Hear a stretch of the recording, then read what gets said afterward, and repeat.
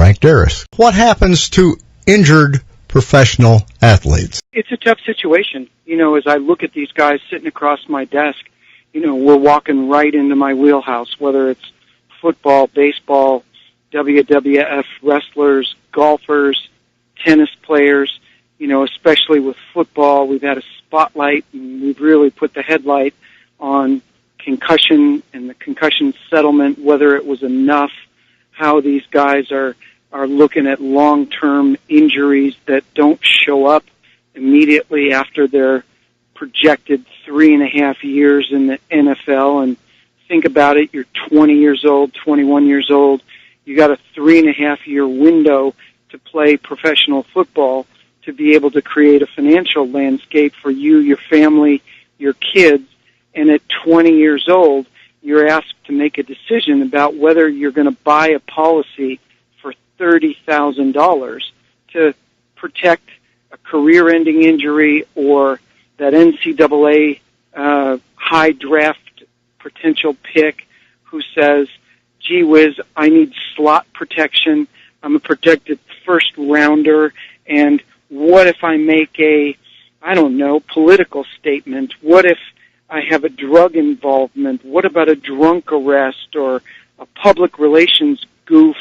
And gee whiz, my slot drops from first round to, end of the second round. We saw it a couple years ago where just, the USC quarterback drops from a potential top 5 pick to the end of the second round, and it cost, close to 17, 18 million bucks. How does a 20-year-old make a decision to buy something for $30,000, Gary, that they haven't bought a $300 skateboard, let alone write a check for $30,000 for anything? And isn't it interesting, many of those athletes who sign multi-million-dollar contracts will buy a Bentley, a Mercedes-Benz, and never blink an eye. But you talk to them about a $30,000 insurance policy and say, are you nuts, man?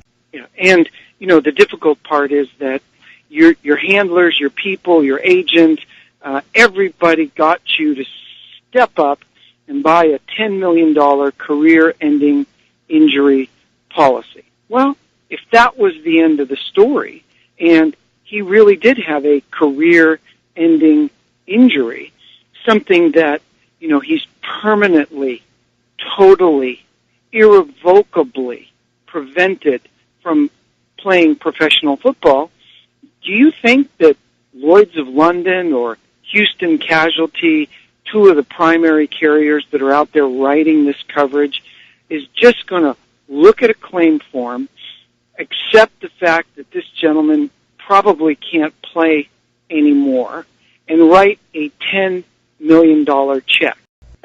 Well, here's the problem. When you're talking multi-million dollars, no insurance carrier is just going to automatically sign off on this.